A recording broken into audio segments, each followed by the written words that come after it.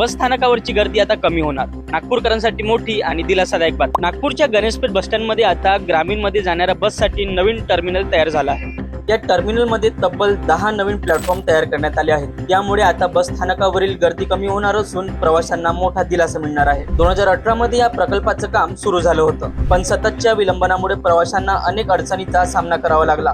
जागेअभावी अनेक बस चुकीच्या ठिकाणी उभ्या कराव्या लागत होत्या. आता जवळपास 7 वर्षानंतर हे काम अखेर पूर्ण झालं आहे.